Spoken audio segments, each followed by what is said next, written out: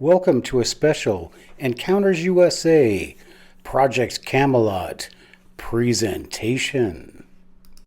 Hello everyone, I'm Matthew Hines for Encounters USA. We are your one-stop podcast and YouTube channel for all things alien, Bigfoot, and Dogman. So relax, kick up your feet, grab one of your favorite beverages, and enjoy the show.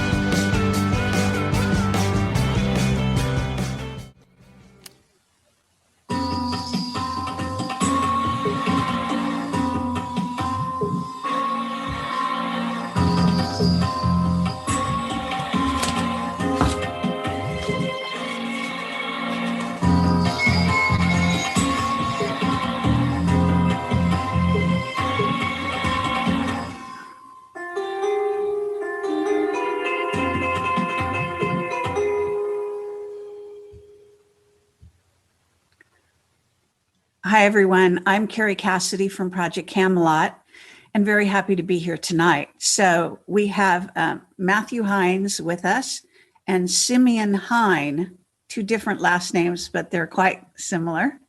And Matthew is going to be our host tonight, and this is really his ball game. So I'm going to bring him on the show there. And Encounters USA is the name of the channel. And so take it away, Matthew. All right, Kerry. Well, thank you so much for allowing me this time to host your show. I'm just going to say this as quickly as I can.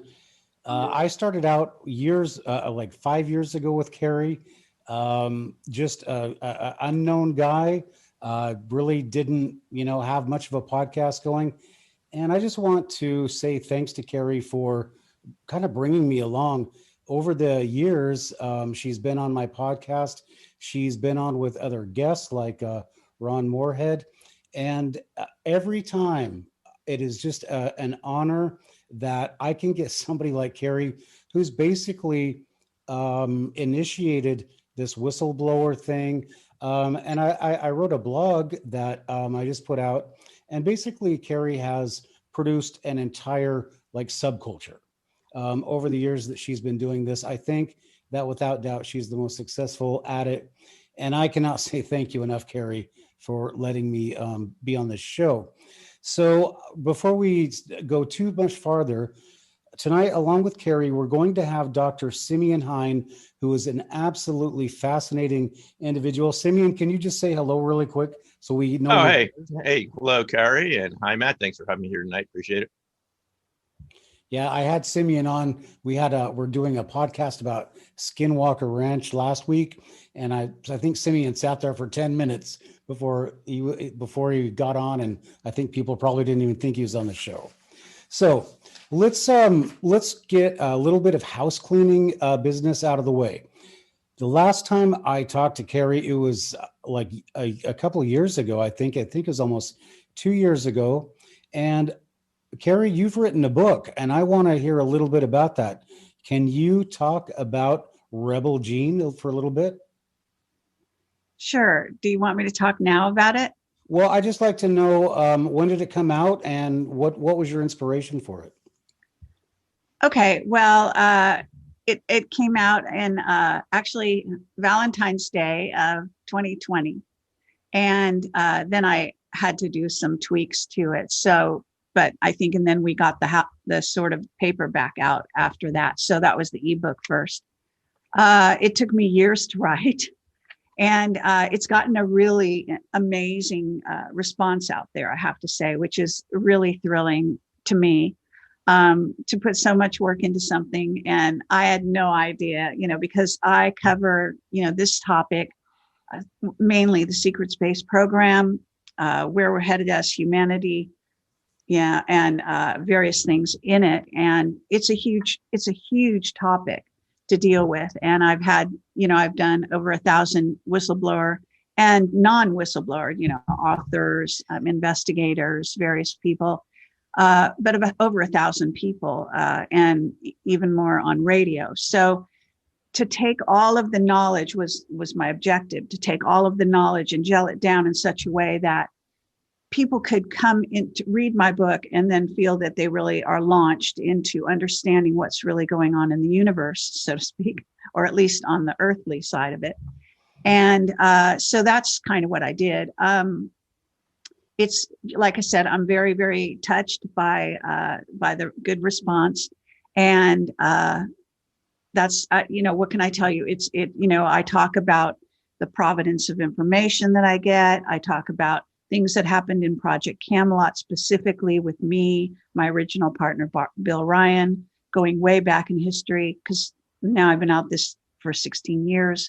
And I talk about super soldiers and, bases on the moon and Mars and various planets, and the Mark Richards testimony. And by the way, my next book is going to be taking my 12 interviews with Mark Richards and packaging that into basically a book. And that's it. It may go over.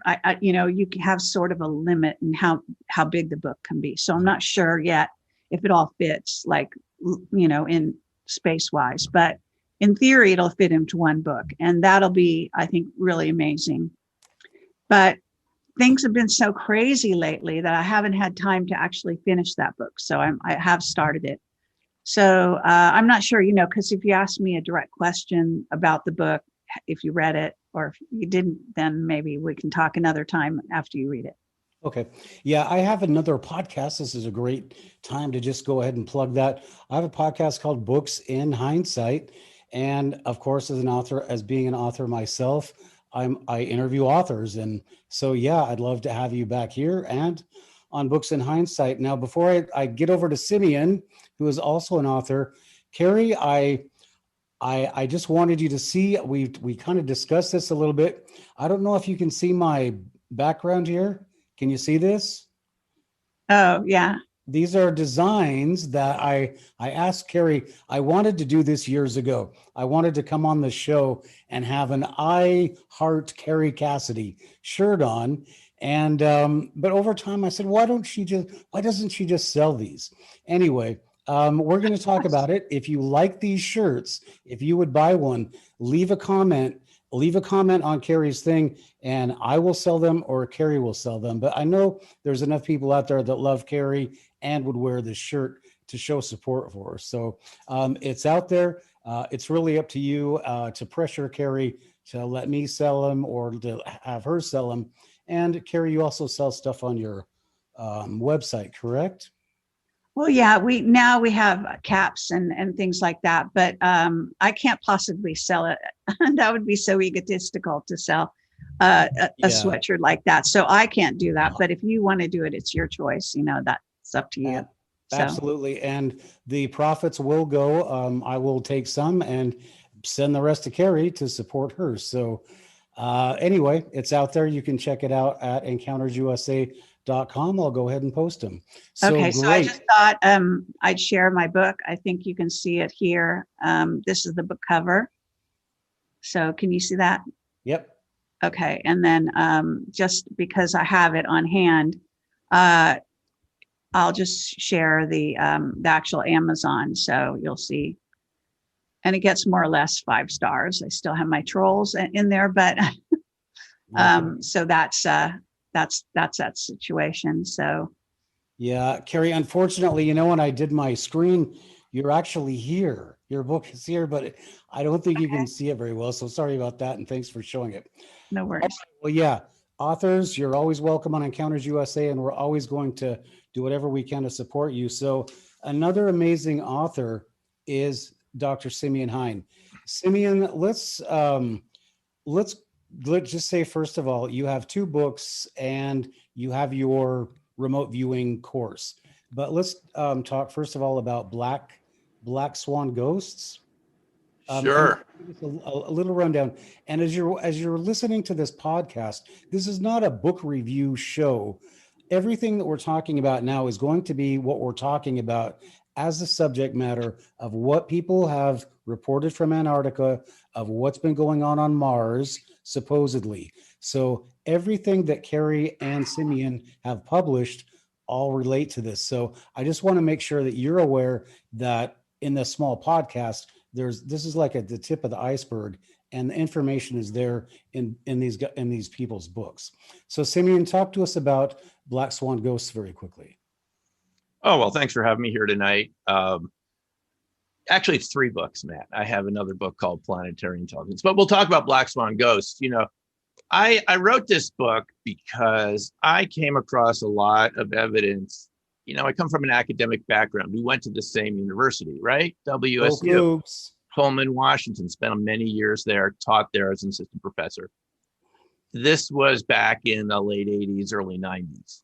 And I never heard about any of these topics, the things that preoccupy me now. And the more evidence I came across, especially witnesses to UFO events, ET encounters, the type of thing that Kerry has spent a lot of time covering and more, there was such a contrast, a disturbing contrast between what I had been officially taught was real versus what people were telling me they were experiencing. Now, this all started after getting involved with remote viewing with Courtney Brown back at the Farsight Institute in 1996. There were witnesses from NASA that had shown up there to take RV. Somehow the RV environment makes people feel comfortable about sharing their stories. They don't feel that they'll be ridiculed. It's a safe environment for people that have had contact with other phenomena to share their stories.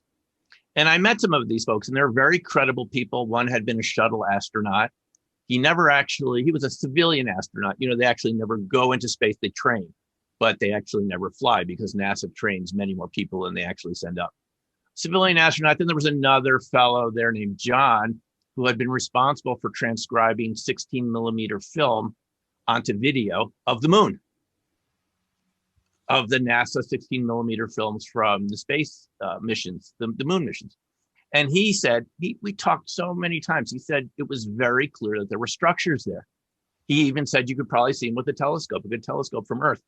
And when he was looking over these films, he could see structures and buildings and things that had been destroyed. I thought, what am I hearing here? But these were very credible people. I ended up encountering so many of these types of people in my life, one after another. These were not people that you would know about for the most part. These were people that I had come across, not whistleblowers like Kerry deals with. These are ordinary people that somehow knew I was involved with RV, that shared stories with me. And that's why I ended up writing Black Swan Ghosts, because these are events that we don't like to talk about as a society, phenomena that we push away.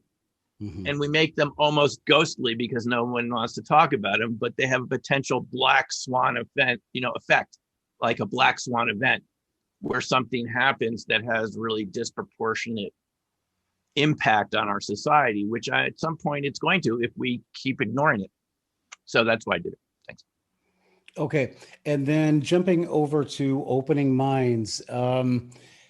That's kind of that's about your experiences with Dr. Brown, right? Well, partly, yeah. It was about learning RV, finding out that it really worked, something I wouldn't have believed unless I had taken a course in it and spent a lot of time studying it, teaching it. And also very strange events around crop circles. It was my attempt to expose to the public and share with them the reality of these phenomena in the way I had experienced them, and how that challenges are the existing paradigms that we all grow up with and that we learn at places like WSU. And not to put it down in any way, but any university is going to teach you a certain version of reality. But the question is that version of reality true, or is there something more going on that we haven't been told about? So that's the purpose of Opening Minds. Okay. No. And so if you don't know who Courtney Brown is, I know both of you guys have worked with him. Kerry, do you want to give us a little background on Courtney Brown? And the reason we're talking about Courtney is because right now we're going to jump into what Courtney Brown has found in Antarctica as far as remote viewing goes. So Kerry, can you give us a little background on Courtney? Cool. Yeah. Dr. Brown? Well, I can say that actually, Courtney Brown, I haven't worked with him, but I've interviewed him numerous times. And he and I have had our own sort of run-ins, if you want to call it that. And so that's, just kind of funny. He's very good sport, and he kind of, goes along with me. But I will say that, go listen to my interviews with him. Anyway, so he is head of his remote viewing sort of institute, and it's called the Farsight Institute, as I recall. And really, Simeon, if he's worked for him, will know a lot more than me. Simeon, I'm curious, how long did you work for him? Because I didn't hear your name. Were you in the background? What was your position over there? Well, I was in, I believe, one of his first classes back in May 1996. And then because I had just finished my PhD, he asked me to stay on and help teach with him for, I would say I stayed for about a year and a half. Okay, so what year approximately? 96, 97.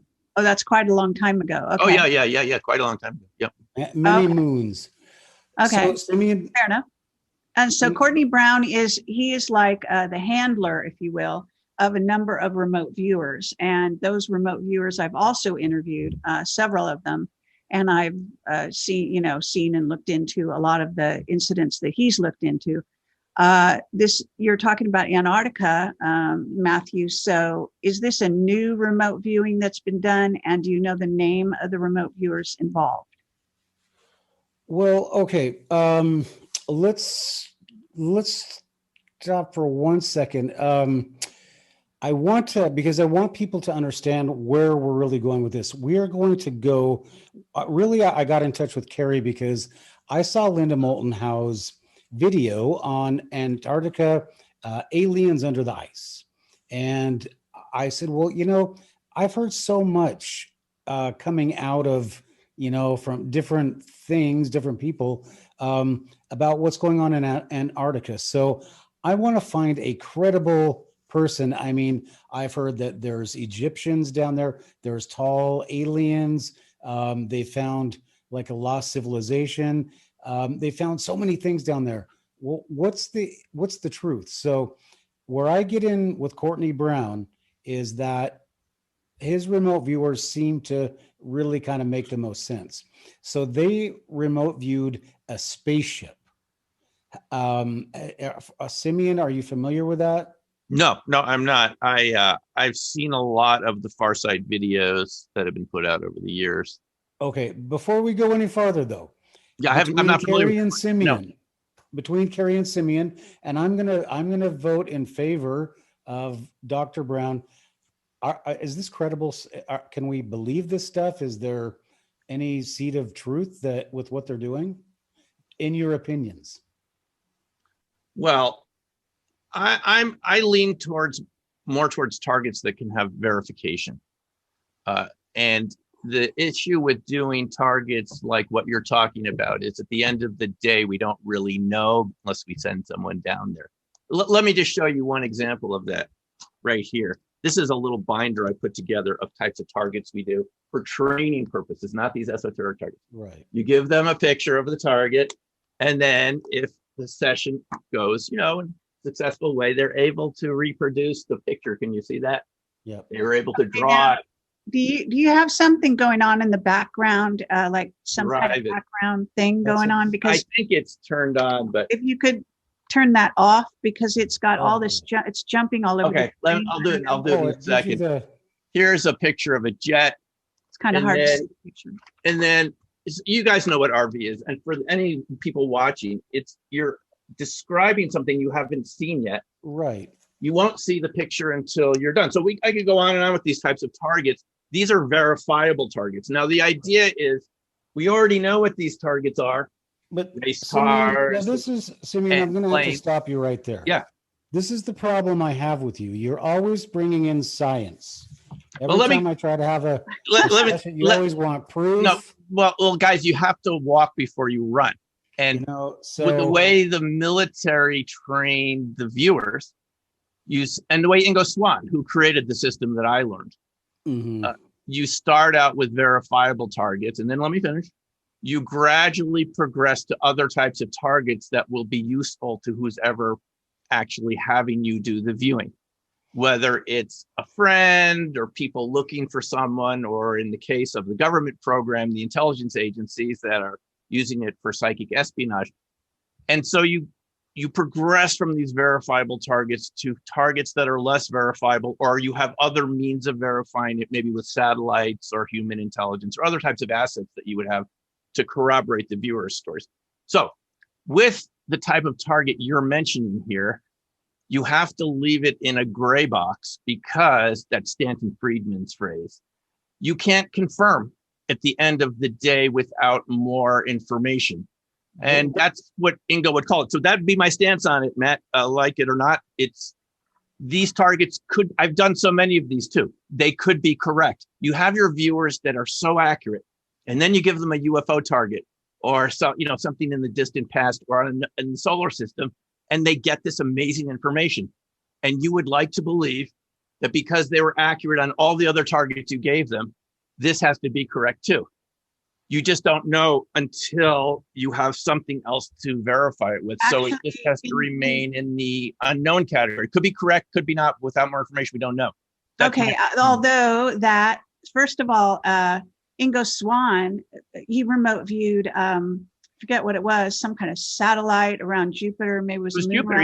He got the rings ahead of time. Yeah, and then it was then what he remote viewed ahead of time. In fact, I think it was years ahead of time. Eventually, scientists spotted through satellite, through telescopes. That's right. So in that case, we got verification of one of his remote viewing off-planet remote views, and he also worked for the secret intelligence, agencies and so on and so forth, and did a lot of work for them. And he also remote viewed installations in Russia that ultimately got proven. So his track record is what you really look at. And then if he gets something off planet, sure, it's in a gray area, if you want to call it that. If it doesn't get a verification, at least in this world that people deal with. But I can assure you that once somebody has a good track record, they're quite reliable, especially when the ones that Courtney works with, they do the same thing. So Courtney puts them through all those paces. They get a track record, and they get better and better and better. And some of the best remote viewers in the world work for Courtney, or have worked, like Dick Algeier, who's still out there getting hits all the time. In fact, he remote viewed what happened on the 6th of January at the Capitol, for example, and was dead on. So maybe in case you haven't followed that. So, it's all about track record. It's not necessarily that you can only verify the target. It's, you verify the targets as they go, but the further out they go, the less verification you're going to have, but at least you have a reliable remote viewer looking at them. So it ups the ante in terms of the proportion of, reliability, if you want to call it that. Now, that doesn't mean I agree with all his remote viewers and everything they come across, but I can say that there's a good track record for each one that he does make a public remote viewer, that's part of his team and so on. So were you part of his team? Well, again, I worked there back, about 25 years ago. I didn't work with him after that, though I did serve on his board of directors for a couple of years recently. And yes, sometimes you do have these amazing successes, just like you were mentioning with Ingo, viewing rings around Jupiter well before the Voyager craft got there. But that's a type of verification that Ingo knew he was eventually going to get. He didn't like to do non-verifiable targets. Now, honestly, it doesn't mean that they're wrong because you can't verify it. But if you talk to viewers like Joe McMonagle and others who, super accurate viewers too, just like Ingo was, Pat Price, there were some real superstars there. Even some of his sessions, he gave examples where he had predicted an assassination attempt on a president. And the head of the Secret Service or something said to him, how confident are you in this prediction for tomorrow? Because I need you to be 100% confident. It's in one of his books. I need you to be 100% confident before I deploy all of these resources to protect the president. And Joe said, I'm 80% confident. And the guy said, that's not good enough for me. Nothing happened the next day. There was no assassination attempt. So even super accurate viewers can be wrong. And I just think we need to keep it in perspective. Sometimes they can be right. Ingo, other cases, just amazing where it was ahead of time and it turned out to be accurate. But in some cases, we don't know. And I have to go with the Joe McMonagle stories, unless it's 100%. Are you willing to deploy resources and energy and your own resources when you're 80%? How confident do you need to be? It's just a question. I don't have the answer, but it's a good question to ask.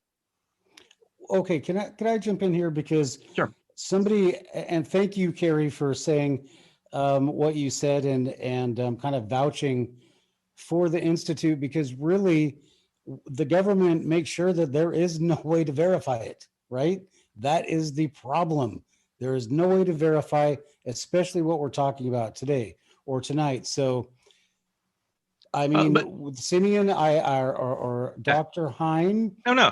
If you are going to behave and tell me your experience with remote, we brought you here. We want to find out what's on Mars, basically. That's why. Let me give you an example of that just quickly before we go on. That I wrote about it in Opening Minds. Okay.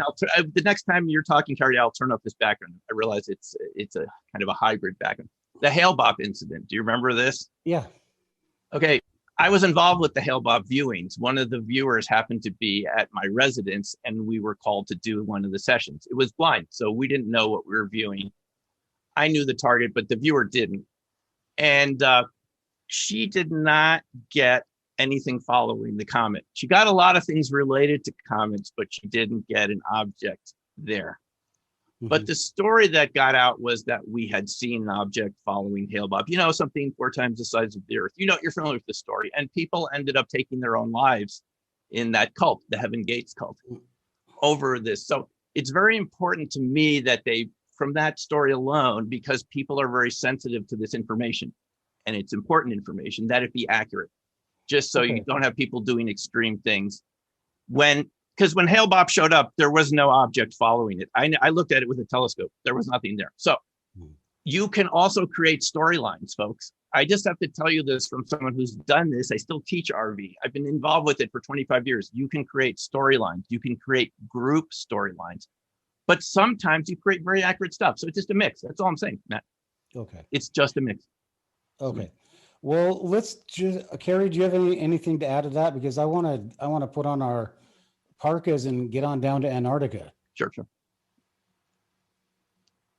Anything, Kerry? Are you still there? All right. Well, I don't know. Okay, I'm sorry.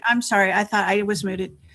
Anyway, so people are having a big problem with the background that Simeon has going on there. So if he can turn it off, that'd be awesome. Unless he's trying to hide something in his immediate vicinity. No, but whatever. I think that makes you look like the Wizard of Oz, kind of, Okay, it's just the whole background's shaking. It doesn't look very good on Zoom, in case you can't notice, and people are having issues with it. So, for what it's worth. Now, I just want to say that people that commit suicide because of a remote viewing or whatever, that's on them, and that's a soul who's going to, do what they're going to do. So you cannot, fault remote viewing or the process or anything they find. And as far as something following hailbot, actually there may have been something following hailbot. I don't remember the exact situation, but I can tell you that, of course, they're not going to report it in the mainstream, and it's going to be part of the secret space program. So you're never going to get real verification of that, but that doesn't mean it's wrong. So, there's so much to this story in terms of what's secret, what's the level of secrecy, how much they're going to let out, how much they don't, how much disinfo they put out on top of it. And there's even misdirection that can take place. But it's awesome, Simeon, that you spent 25 years teaching remote viewing. That's certainly saying something. So you must be quite a good remote viewer on your own, And so that's great. And I'd love to hear more about that when we get an opportunity. But this is Matthew's show. So Matthew, I just want to say that about hailbot. So go ahead. All right. Well, thank you, because that's, Simeon is a tantamount scientist. And from the very first time I started following Simeon, I kept waiting for him when he's talking about crop circles to make that leap, but Simeon does what Simeon does, and it's science, and that's what a scientist does. And I understand that. So Simeon, we don't want to put your reputation or anything on the line, but we're going to start talking about Antarctica. And Kerry and I have discussed a video called, what is it? Antarctica Aliens Under the Ice, Linda Moulton Howe. Kerry, did you have a chance to see that? I've seen part of it, and I have heard some of her whistleblower testimony on that anyway. So I can comment on it, but I didn't have a lot of time to prepare for this show today, because this kind of happened like yesterday, I think. Yeah, who does? But anyway, just want to say that it's not really for me to comment on her video or her witnesses. I can tell you some things that I heard from her witnesses. And I think, Linda's an excellent researcher, and she documents incredible testimony, and has been doing this for even longer than I've been doing it. And I've been doing it for 16 years. So Linda's been on the scene, for a very long time. So I have to say she's got great witnesses and very interesting testimony. I have my own testimony that I can, speak to. Okay, well, can we just get what is in Antarctica? First of all, on Linda Moulton Howe's thing, and Simeon, are you familiar with that? No, this isn't something I've really looked into all that much. I mean, I read things that you guys read, and I see things and I watch videos, but it's not my specialty. I don't have any special information about it. Okay. And have you ever remote viewed anything in the Antarctica? I can't remember having viewed Antarctica. I remember a session. I can't remember doing it. No. Okay. Okay. What do you think? What do you think about the information that's coming out of Antarctica? Well, going back to the Admiral Byrd reports and so forth, all the way back to 50s, we've had some indication that something is going on there that's unusual. And my feeling overall is that we don't really understand what's going on our own planet, even in locales that are a lot closer to all of us than Antarctica. So I'm open to information and evidence that comes forth from there. That's what I would say. Okay, then let's start there. Admiral Byrd's expedition, do you think that is credible, that they were attacked by something that forced them to turn around? I mean, that's what he said, didn't he? I've heard some reports that he might have been confused. I mean, this is what I've read, and that there was something there, planes that could fly pole to pole without refueling. Is that a quote from him? Yeah, but that doesn't mention, he didn't mention anything about, we got our butts kicked by some spaceships. But you think that something did happen? No, I have heard reports that that's what he said. I haven't gone through to vet it, and I've heard other presentations that seem to present another point of view, but that's my familiarity with the all right, information Kerry. that goes back many decades. Yeah. All right, Kerry, over to you. Now, what happened? What happened when in 1947? First of all, the British were attacked in 1946, and then we sent a fleet down. So what do you know about what happened? Okay, well, I have a sort of a compendium of stuff that I can talk about. First of all, I have whistleblowers who have been there and talk about a certain command and control center that exists down there. I've got testimony that basically correlates, having to do with certain individuals such as John Kerry, such as the Roman Catholic priest from from Russia going down there, as well as certain other people, even during the Kennedy assassination. So Antarctica is a very complex story, and there's reason to believe that there may be a command and control center over this planet down there. And I can also say that my whistleblowers talk about the fact that the whole globe is surveilled, and that now Antarctica is one of the few areas on Earth where satellites and various things don't necessarily go. They go from there, but they don't necessarily look at it. So there's a certain level of secrecy. So ET races are able to go down and meet with humans in meeting places and so on, and with other ET races under the surveillance net that is basically encompassing our globe at this time. So Antarctica, on top of it, there is an author, and his name is, now I have it here, Greenius. It's a kind of a strange last name. And he wrote a series of books about Antarctica. And Linda Moulton Howe had a witness. And one of the books is called Raising Atlantis. And there's another one called, I forget the name of it actually, but it's got Atlantis in the title. He's got a whole series of books, and his name is Thomas Greenius. And you can get them on Amazon. But what happened with at least one of those books that goes into detail about an exploration of Atlantis, and it's fiction based on fact. And so what happened was that the secret agencies took down his paperback, wouldn't allow him to post a paperback book, but they did allow him to post the Kindle for some reason, which is a bit strange, but nonetheless. And that it is said to contain a great deal of truth about actually what they are finding down in Antarctica. Now, there's a lot of evidence for Atlantis in Antarctica, and I've gotten other testimony since that time to that effect.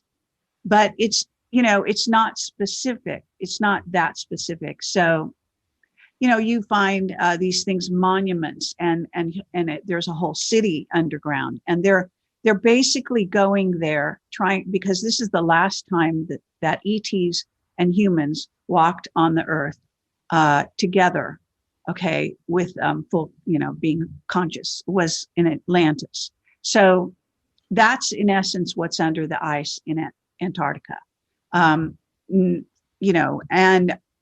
all I can say is there's more to the story, but yes, I had William Tompkins, who talked about Admiral Byrd being, losing the battle and basically having to turn around and leave with what were in essence appeared to be not only the Nazis, but the Nazis were backed by the beings from Aldebaran. And that goes back to World War II and why the Nazis were actually tapped to begin with. And I once asked, I think it might have been Tompkins, why that society, why Germans, why did they go, to them? And I was told that they were the most conducive and already prepped society that could deal with space travel. And so this off-planet race from Aldebaran basically went in and dealt with the Nazis. Of course, everyone knows about,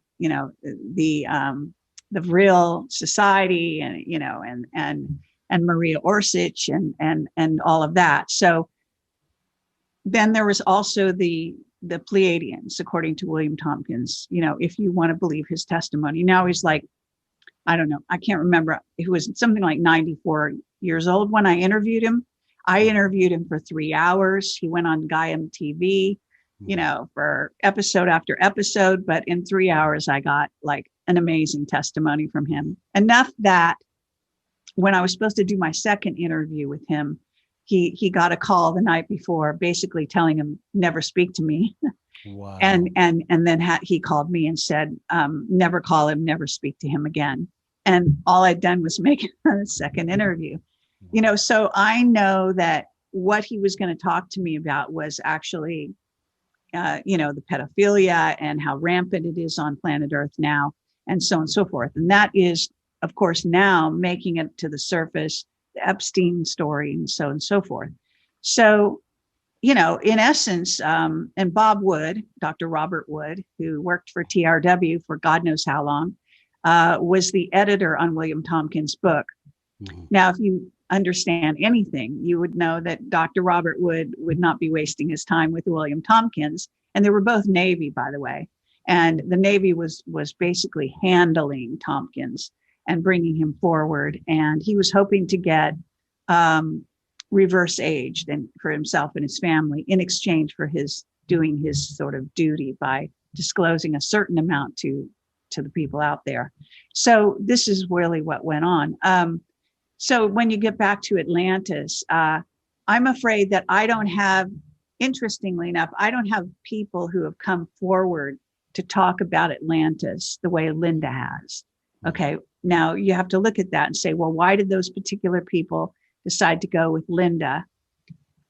And why did, you know, and how much did they really say, and so on and so forth. Mm-hmm. I do know that there's also another story I have to do with Antarctica that has to do with a book called New Berlin that was based on the Nazi base in New Berlin, called New Berlin down in Antarctica. That was incredibly thick, and that that MUFON in Germany got hold of, was dropped off by, well, I think the writer. And he had been mind controlled, but he'd been down in New Berlin and he was relating his experience down there and the fact that the Nazis were alive and well and operational down there, et cetera. Now he was under threat, and the MUFON people were too scared to release it. So Project Camelot did release it. And since that time, you know, it contained a lot of anomalous writings and things that were almost stream of consciousness. And so people tended not to believe his testimony. But I'm a remote viewer and I'm a psychic even more so. And I do get excellent information that does turn out to be true. So as far out as it can be, I actually get verification in the real world, and it's continuing to happen to me all the time now. So all I can say is that it served me very well over the years. And it was a lot of truth in that book, but most people couldn't wade their way through it. So that's kind of, I mean, I don't have any really hard whistleblower other than William Tompkins on Antarctica. And I'm sure that's by design. There is another story. I mean, I have these bits and pieces. So I have another intelligence agent who verified a story that has to do with what was found under the Kaaba in, is it Saudi Arabia, where that is? Anyway, and that this machine, as they called it, so to speak, was then transported with this Russian Roman Catholic priest by boat down to Antarctica. And that's, for some reason, how they treated it. What exactly that machine, so to speak, was, I don't know. But we have multiple testimonies on that do coincide for what it's worth. Boy, there's so many things you could say, but you just don't want to say when it comes to that. All right, well, so Kerry and Simeon, let's just start with the Admiral Byrd thing. Is there some, Kerry, you seem to think there's some credence to that, and Simeon, I guess also. So my question is, if in 1947 these people attacked Admiral Byrd and they were Nazis, where did they go? Are they still there? And is there like a line of demarcation? Because in Linda Moulton Howe's video, at what she calls the pole, there's a football field sized hole that they seem to think that things come in and out of. So are the aliens still there, Kerry? Of course. I mean, my whistleblower testimony is recent, talking about the beings down there. Yeah. So, and New Berlin is, in other words, that book that I was talking about, the threats that happened about, well, it was sometime in the last 16 years during Camelot, but I can also say that, they've been down there long before that, and they continue to be down there. Absolutely. Okay. And then, okay, so this it's 2017 flash frozen civilization found. Was there anything to that? Flash frozen in Antarctica? In Antarctica. Okay, well, I haven't gotten to that part of her video, but well, it's not in her video. This was from 2017. There were people, I don't want to mention any names, but flash frozen civilization found 9-10 foot tall, very thin human beings.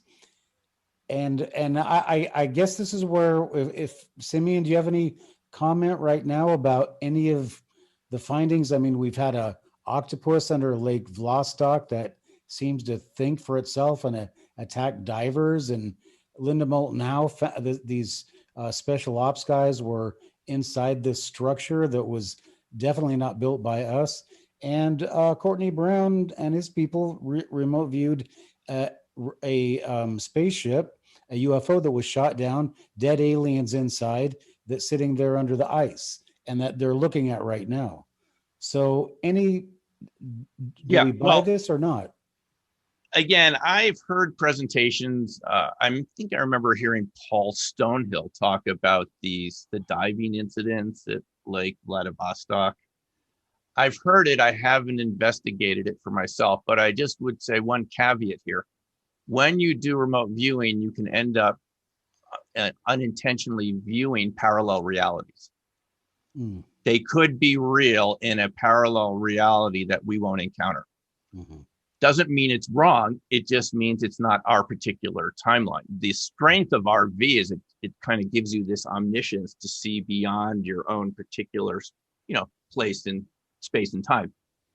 And you can view events and people and objects that have a lot of energy where there's a lot going on, but it's in a parallel reality. So that's another thing you need to keep in mind that makes it a little more complex. And I've been involved in sessions where that was the conclusion, that it actually was a parallel reality, not the one we're in. Doesn't mean it's not real. It just means it's not ours. Okay. That's just a possibility. Yep. Before we jump, I kind of let you get away with this. When you're talking about there's no verification, well, what happens when, okay, a remote viewer says, all right, I saw a spaceship, yeah, there's dead aliens on it, and then they find some exotic technology down there.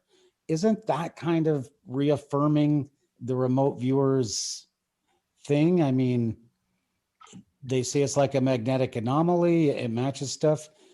I mean, because as I said, the government's not going to tell us. So what we have is bits and pieces of what people can scrape together. That's right. If you get enough scrapings, then you kind of get something. No, it's fascinating. And we have sent people into UFOs many times, or they've inadvertently gone inside when they were just viewing it from the outside remotely. And the things they encounter there are just fascinating, and it's mind expanding. And that's why I love these types of targets. It almost challenges your vocabulary based on the technology we have to describe what you're experiencing there. To me, that's the value of it. Whether you can verify it in the end or not is another question, but it gave the viewer an experience of something different, something they've never encountered in our particular reality. And that's really fascinating. It's really cool. And that's sort of what makes it really fun to do. But it doesn't mean that it's actually, it's their interpretation of it, given the limitations of the human mind, our ability to describe things. There's that famous example. Remember the Soviet bomber that a Libyan pilot defected with? You're both familiar with this story. It was Jimmy Carter tasked the RV group at Wright-Patterson and SRI.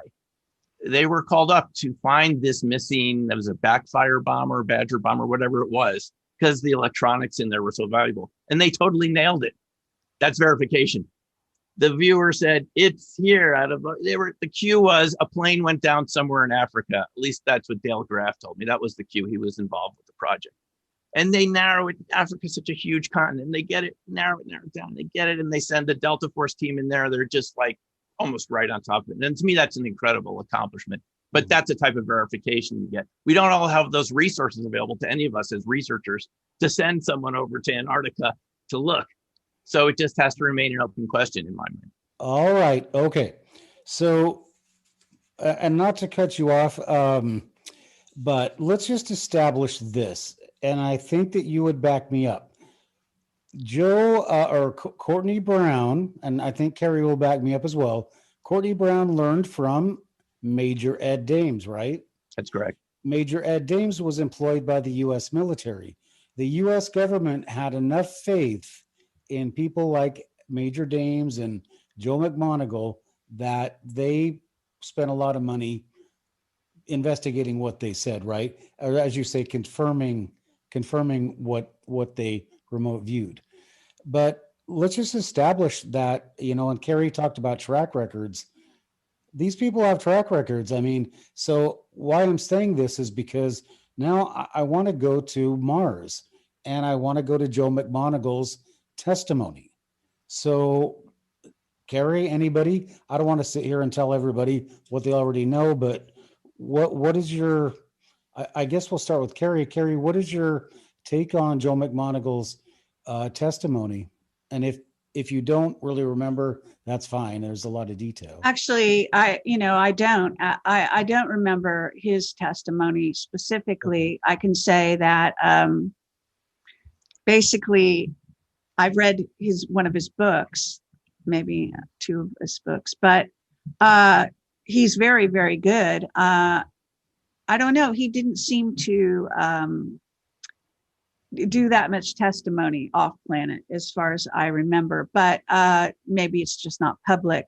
I can say that I do have, I don't know, back in the Camelot in the early days, we had Henry Deacon who came out under his own name, Arthur Neumann. And Arthur Neumann worked on Mars, and he went through a jump gate to get there, and came back and multiple times. And he, we got to know him very well. He was extremely well vetted. That's all I can tell you. And he went on stage with me in Barcelona after Bob Dean spoke about what went on on Mars and some of the evidence that was out there, et cetera, and admitted that he had worked on Mars. And I was on stage with him and Bob Dean. Shortly after that, he was shut up and he basically went to ground, as they say, and he's never really come forward. Well, he came forward one other time, which was to speak at one of my conferences where I flew him out, and he talked more about that experience of working on Mars.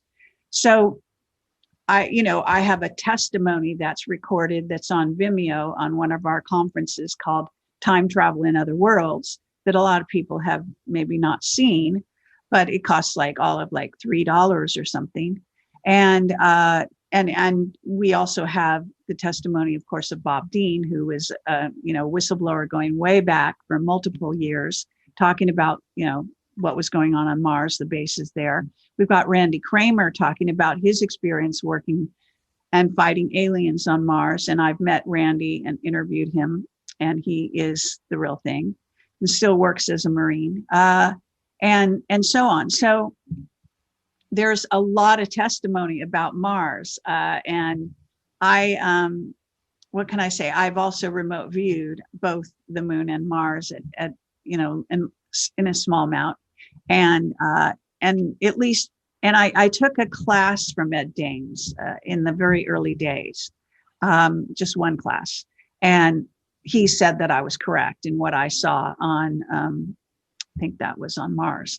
And so, it's not that hard to do, to remote view something. And eventually you can get verification in certain ways. For example, I remote viewed the moon, and Richard Hoagland came forward sort of as a whistleblower from NASA and all of that, as people may know. And I've interviewed him numerous times. He has, I think he's still out there with his radio show right now. But at any rate, he talked about the glass, what appeared to be glass-like structures on Mars. And I actually put that into a screenplay years before I got into Camelot. and having remote viewed Mars the moon, as part of a screenplay that I was writing. So, there are ways to get hits that might come surprisingly, or synchronicities, in that way, about information that you get. Now, as far as our whistleblowers, we have various other people that have testified to being, working on the bases on Mars and so on and so forth. There's a great deal right now of testimony out there. Now, you can question it, of course, but take it for what it's worth. So what is there something specific, because Henry Deacon told us of various things, tunnels and various things. There's a certain individual that we were in a Camelot television show that we were supposed to, called Shadow Operations, that we have on our website that's still available to view. It was a television show that was like the show with, what's his name? Oh God. Leonard Nimoy. Sorry? Leonard Nimoy, In Search of? No, Conspiracy Theory, Jesse Ventura. Oh, okay. So Jesse Ventura had a show on television, and then they tapped me and my partner back in the early days to do a complimentary show that was going to include aliens, because at the time, Jesse didn't want to deal with alien testimony about aliens. So, and we had plenty of whistleblowers in that area. So we did one pilot episode that was about Mars, as it happens. And we had Hoagland on our show, and we had Robert Dean, and we had lots of other people. So, I guess I need something a little more specific that tell me about Mars, Well, all right, let's jump over to Simeon, because Simeon wrote about Joe McMoneagle in his book. So Simeon, okay. you know what he found on Mars, right? I did a lot of RV of Mars too. It was a target we did at Farsight a lot. And I've assigned it to viewers that I've taught many times, just to see if they come up with the same sorts of information. Mm-hmm. And it's absolutely fascinating what you get when you view Mars. Some of the targets included the face on Mars, the pyramid structures, civilizations that have been there, might still be there, and things like that. So it's something I've had experience with. I can't remember off the top of my head. I've seen Joe lecture many times about this, but I didn't prepare ahead of time to go all through the details. This came up in a presentation he gave recently. Well, that's okay. Well, why don't you refresh our memory, and then I can comment on it. Yeah, let me do that. Okay, so Joe McMoneagle, 1975, is tasked to remote view Mars. He ends up going back. He goes there. He says, well, there's a pyramid here, but nothing's really going on. We'll go back to when the pyramid was built. He goes back 1 million years, and he finds these people that are basically hibernating, and they're waiting for somebody to return. Well, what happened to you? Comet came by, stripped off our atmosphere. And so we sent people somewhere, and this is, I guess, the gist of the story. I think they sent people to Earth. And well, what did these people look like on Mars? They're very tall, very thin, about 9 feet tall. And so again, when you start looking for that confirmation, and you hear back when they were talking about a flash frozen civilization, oh, really? 9 feet tall, 10 feet tall, very thin people. And they just came here, developed a civilization, a culture out of nowhere. And so I just wonder, and I, I'm a lot like you, Simeon. I really do look for confirmation because, there's so many places you can go, but that's kind of confirmation. If you get, you got two kind of really bizarre stories that kind of fit each other. And so my question is part of the history of the universe, or the solar system anyway, 1 million years ago, people lived on Mars, they got wiped out by a comet or whatever, and they had to come here. Is that the story of our Earth? So that's really what we're doing here, because as we find out what's going on in Antarctica, maybe we're looking at a very old history, and a history that, Are these Atlanteans? Are these the people that made us? So we don't know where it goes. So that's what Joe McMoneagle said. And that's why I say, is there some connection between, Mars and Antarctica?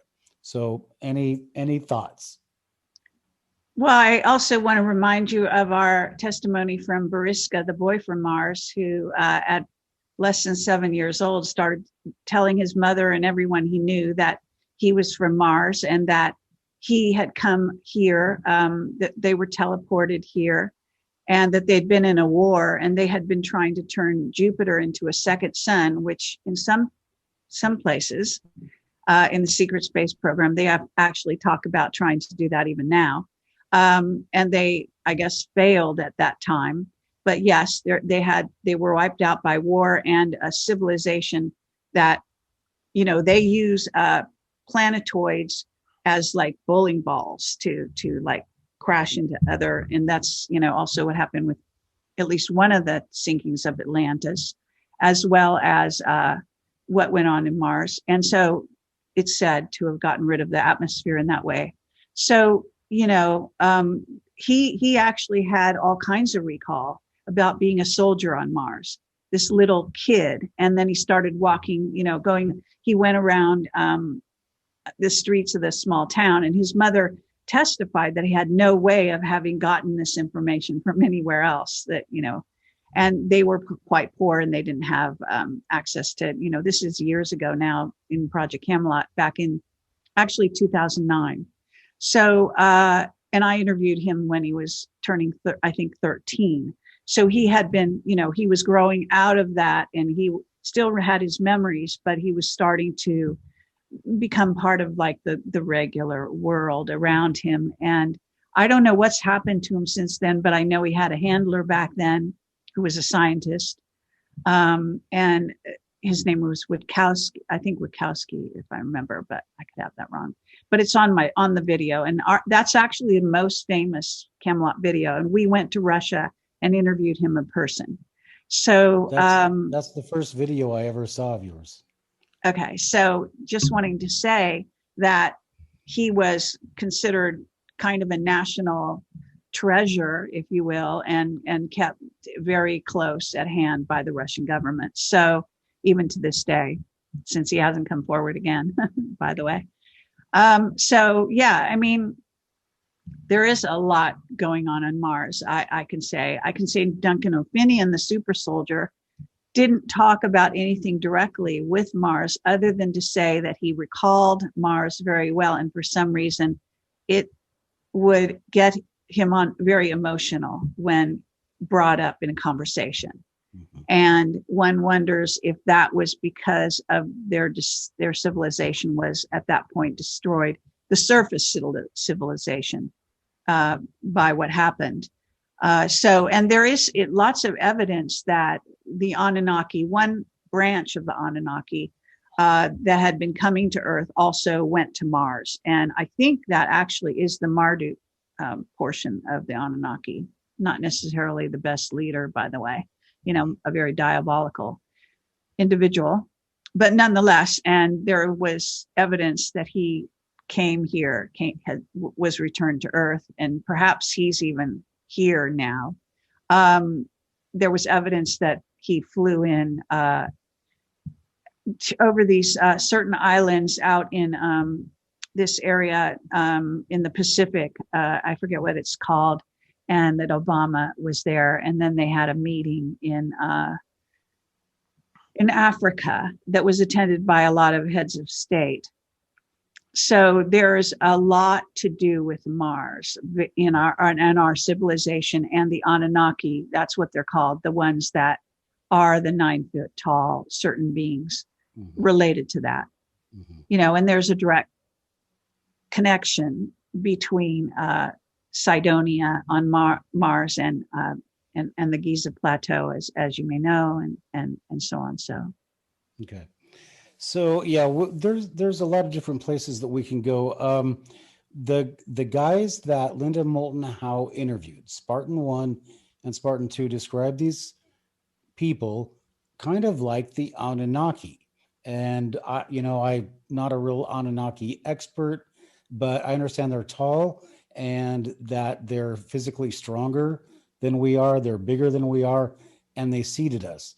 So I get an image of that first Aliens. The what's the first Alien movie? Not the Alien, but the one that he did later on. James Cameron. No, the Ridley movie Scott. Prometheus. Okay. So, and that being in Prometheus, that the dead alien, that he kind of sounds like these Mars people, the Anunnaki people. So maybe there's a connection there. Now, I don't want to get too far out into left field. So, Simeon, can I go back and ask you? Yeah. Your remote viewers looked at Mars. Did you find? Well, Simeon, I'm sorry. Let me just establish one thing. Joe McMoneagle remote viewed in 75. The rover went there in 76, Mars, Viking, whatever. So when you start to hear about Blasagio and people stargating to Mars, it's in the 80s. So with that timeline, and I don't know that it's correct or anything, what did your remote viewers see, Simeon, and what was the time that they were looking at? Well, I should say first off that Joe McMoneagle was the one who told me to be cautious about all of these targets. I've talked to him. He's presented at UFO conferences and in personal conversation, and in his presentations, you watch them, he will say, like the Pat Price sessions where there are these big mountains, and Pat had viewed, Mount Hayes in Alaska, for example. Joe viewed it and got an over the horizon radar station. Mm-hmm. Now, that doesn't mean that Pat wasn't right about some of it. It just means Joe got something different. And he encouraged me to be a little cautious on these types of targets. Mm-hmm. Nonetheless, when I viewed them back at the Farsight Institute back in 96, and then I later gave these same targets to other viewers at my Mount Baldy Institute here in Boulder, Colorado, it's always the same sort of information, just like you've recounted. Now, does that mean it's accurate, or are we viewing a story, or again, a parallel reality? But there is, I will say there is consistency amongst the viewers, even from Joe, over the years. And that's just really interesting. Does it mean it's actually what's there? I'd like to know.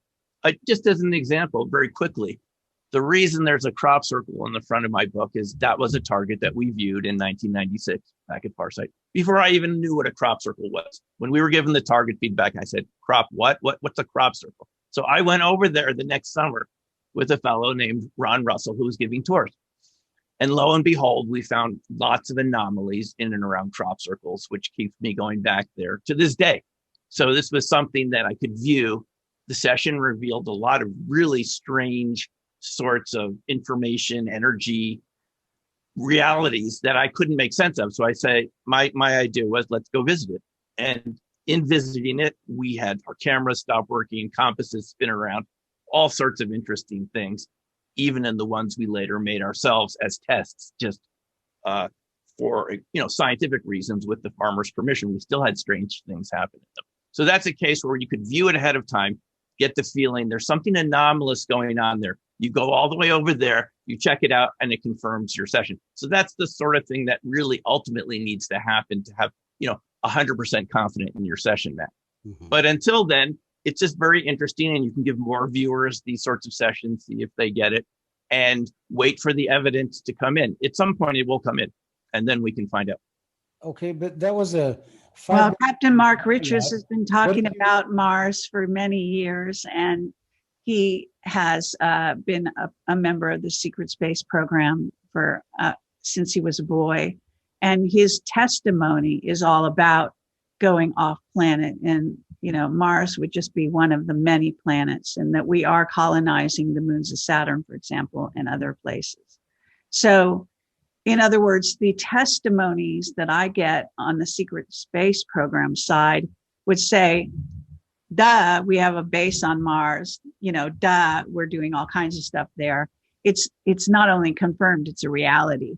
Now, if you want to step back and say that you haven't been able to go there and get the evidence and so on and so forth. Personally, that's probably true.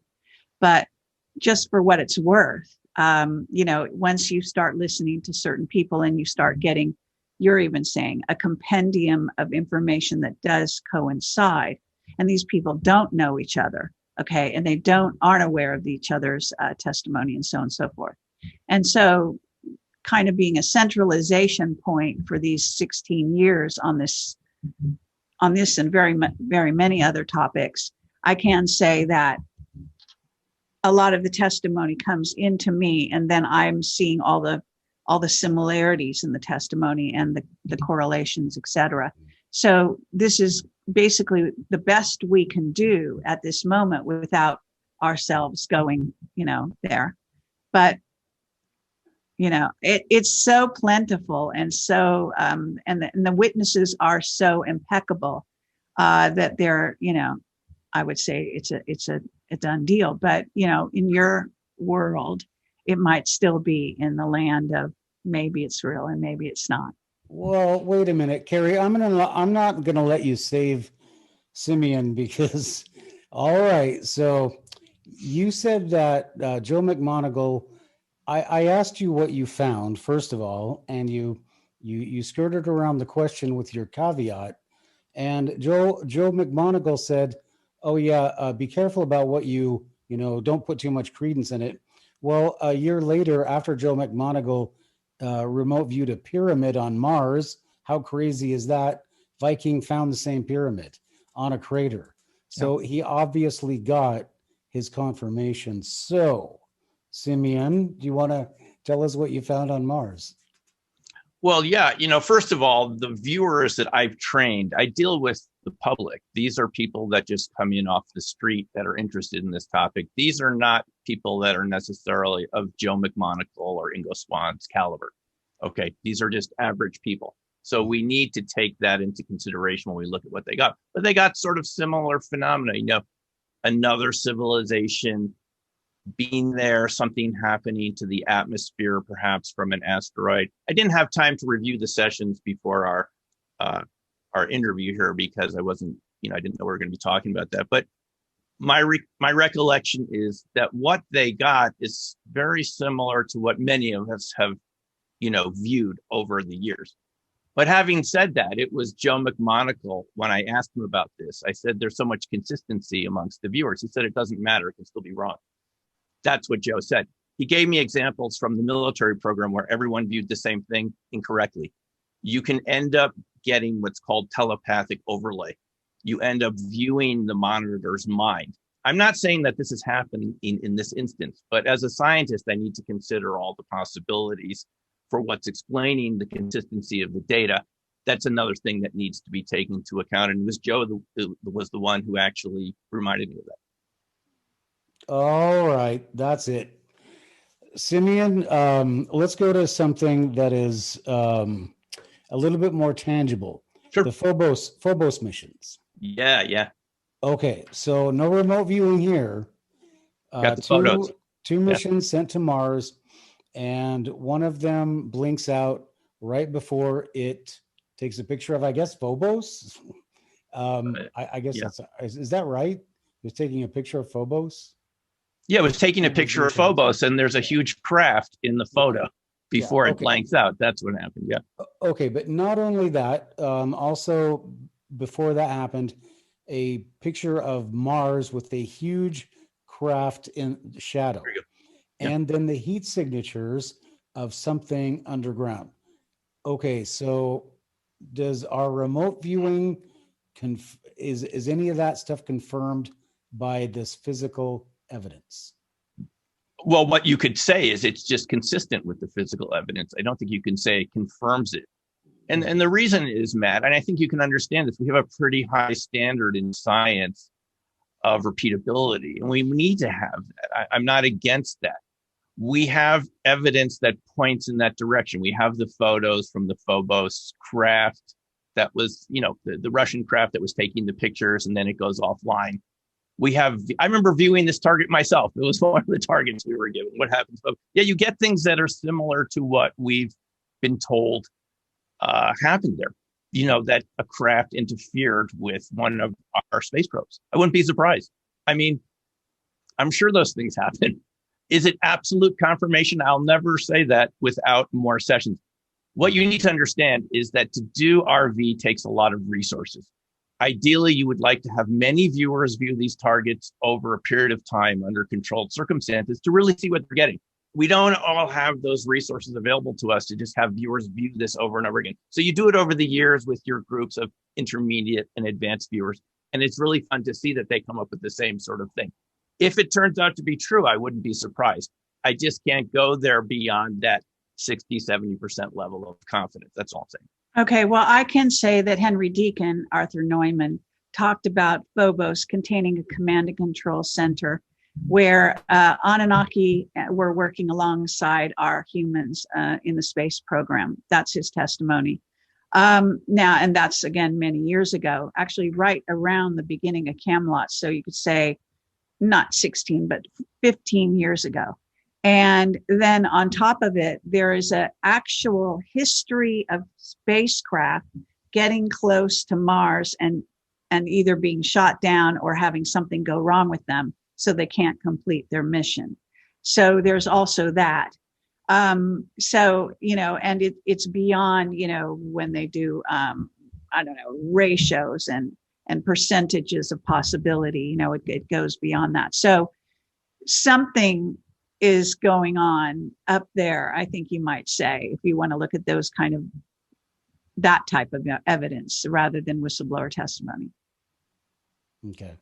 Well, when we started our little inquiry here, what I was looking at was I love history, and I'm looking at trying to track down some kind of a timeline of the not so much the galaxy, because that could get real complicated, but just the solar system. Who built the stuff on Mars? What is Courtney Brown remote viewing on, what's the moon, Iapetus? They remote viewed a resort on Iapetus. So who built this stuff? When did they build it? What happened to them? So, I think that when you hear these debates, et cetera, people just want to look at the piecemeal things, but nobody's compiling all of the data and assembling a picture of what of what happened in the solar system. And I think that if you were to know the truth, the Star Wars things, especially the initial ones, they might not have happened in a galaxy far, far away. They may have happened right here just a few million years ago.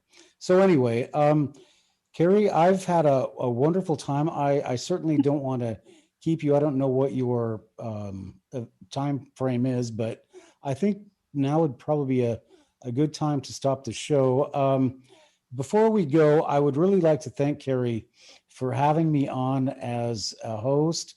This is like hosting the Tonight Show, So I really appreciate you doing that. And Simeon, thank you so much for being on here. And I would, I'd like to say thanks to Kerry too, because Kerry introduced me to Bob Dean. And Bob Dean is someone I got to know. I think he was one of the first interviews I saw of yours. I got to know him over the years at the conferences. Eventually, he was on our board of directors for the Institute for Resonance. And I will always treasure my conversations with Bob Dean, asking him all the details about what he experienced working over there in shape at NATO headquarters and things that he never revealed publicly that just proved to me the veracity of what he was saying. So I'd like to thank you for doing all these interviews over the years. Cool. Well, Bob Dean is someone very close to my heart. So thank you. He was a wonderful, wonderful man. And wherever he is, I hope he's in, good health and he's happy. So anyway, well, what can I say? We are the aliens who we've been waiting for, and we're related to all of them. And there's so many humanoid races, and a lot of them are here now. And I think it's, it's fun to look at all of this from various perspectives, and, nothing wrong with bringing in the scientific method. As long as you don't let it blind you, then I think you're going to be fine. So, it's a lot of fun to talk to both of you. And Simeon, love to have you as a guest on my show. I'm sorry I wasn't familiar with your work, but would like to hear more about you. So we'll bring you on as a guest if you're interested in the future. Sure. And Matthew, we've had you as a guest, but we could certainly have you back sometime in the future. Great, Kerry. Thanks a lot for having me on and letting me do this. Sure. All right. Thanks everyone for watching. And this will be on Matthew's channel. It'll be on my channel, and hopefully it's you know, what they consider palatable for YouTube, so they won't try to give me a strike on it. So I think we'll be all right. Get a shirt for support Kerry. Get a shirt here, get it at Encounters USA, or go to Project Camelot portal. Okay. Take care, everyone. Have a great night. Bye-bye. Thanks, Kerry. Bye. All right, everyone. This has been Matthew Hines for Encounters USA and Project Camelot with Kerry Cassidy. Liking to thank our special guest, Dr. Simeon Hein. Now, for everybody out there, remember what I always say. Always watch your back. Matthew Hines here. Just want to remind you, if you like this kind of content, subscribe to this channel, whether you're listening on podcast or watching on YouTube. Also, go to encountersusa.com for more videos and podcasts, all archived for your convenience. Also, we have a wonderful Encounters USA blog, as well as an Encounters USA paranormal shop for all of your paranormal apparel. So, not only can you watch your back, you can put some of our designs on yours as well. So we'll see you on down the road on Encounters USA.